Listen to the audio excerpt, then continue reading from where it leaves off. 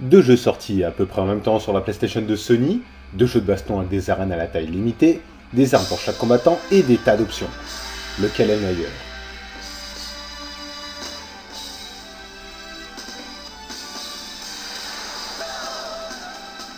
De ce point de vue, et même si ce n'est pas ce qui va faire tout le jeu, on préfère largement voir ça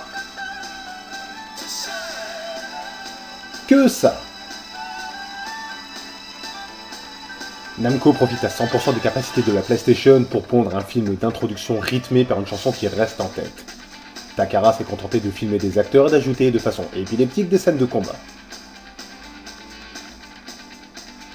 Pour le choix des personnages, on ressent le même souci du détail chez Namco, avec des visages bien détaillés, un fond d'écran agréable et un affichage de qualité.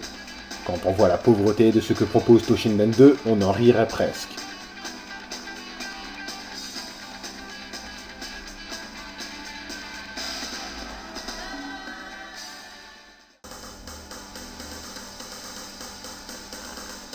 Pas de grosses surprises à ce niveau. Les deux jeux se tiennent avec de la variété, des personnages planqués et une arène par combattant.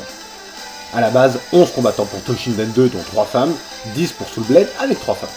On retrouve en vrac le gros bourrin Toulan, les agiles mais faibles, les Ken et Ryu et le taré bizarre. Chaos remporte la palme du personnage le plus anticonformiste. Son arme est une sorte de faux assez inefficace, mais ses attaques magiques font très mal. Pour Soul Blade, Voldo sort également des sentiers battus. Il est aveugle et pour vraiment être puissant, le joueur doit le mettre de dos. Bizarre, ouais, c'est le mot.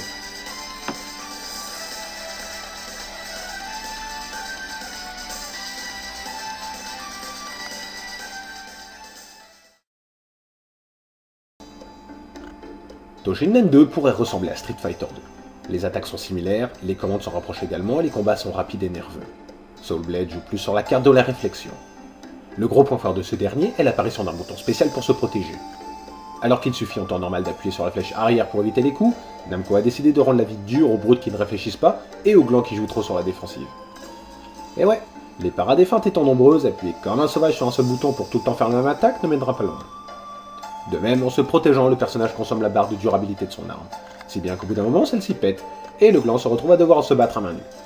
Autant dire qu'à ce moment-là, c'est foutu pour la victoire. Dans les deux jeux, on retrouve les classiques Fury, c'est devenu une mode. Elles sont relativement faciles à sortir sur Toshinden 2. Il y en a 2 par personnage et elles passent plutôt bien à l'écran. Pour Soul Blade, il faut connaître la manipulation, sinon on ne peut pas la deviner. Toshinden 2 a une prise en main très intuitive et très rapide. Pour Soul Blade, il faut passer du temps sur le mode entraînement.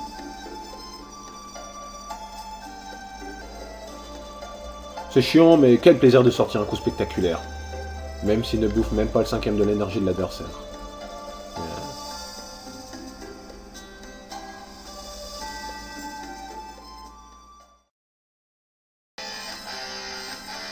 Ceux de Soul Blade sont agréables. Les décors sont variés et parfois animés. Le temps s'écoule pour alterner entre le jour et la nuit. Les décors de Toshinden 2 semblent plus sombres mais aussi plus complexes. C'est parfois moins beau, mais parfois aussi plus personnel, comme la boîte de nuit de Sophia ou la cathédrale d'Uranus. Il y a aussi une source de lumière fixe et les ombres qui s'y adaptent.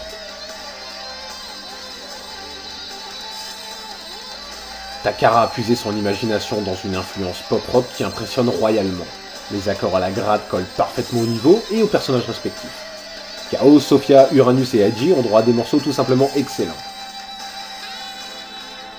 Bah, pour le coup, Namco s'est un peu planté là.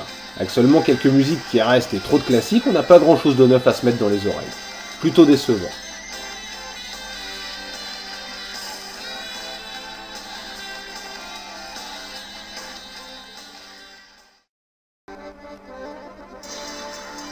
Ce n'était visiblement pas le souci de Takara. Il n'y a pour ainsi dire rien. On paramètre la durée des combats, le nombre de rounds, 2-3 boutons et la position de la caméra. Comme si un joueur voulait jouer comme ça. Naze. Soul Blade propose un mode arcade, un mode versus, des tas de tournois et un surprenant mode story dans lequel le joueur pourra débloquer des armes pour ses personnages. L'idée est excellente. Les missions consistent parfois à expédier l'adversaire hors du ring, à lui faire des projections, à le frapper en l'air, etc. C'est varié, bien pensé, et ça relance considérablement l'intérêt pour ceux qui veulent jouer seuls.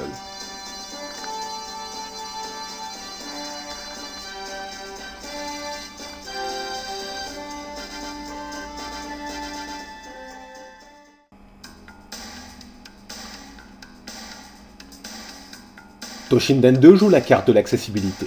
Les combats ne prennent pas la tête. Ça bouge de tous les côtés, salade sévère, et les coups spéciaux pleuvent à tout bout de champ. On regrette énormément que Gaïa, l'un des boss les plus impressionnants du monde du jeu de combat, ne soit devenu qu'un personnage sans envergure dans cette suite. Soul Blade est plus complet et plus soigné sur la présentation. De nombreuses options permettent d'avoir des combats intéressants. Par contre, un débutant risque de s'ennuyer sévèrement avec ce jeu tant la phase d'apprentissage est fastidieuse. Ah ouais, parce que le bloc avec le bouton X, c'est pas évident au début.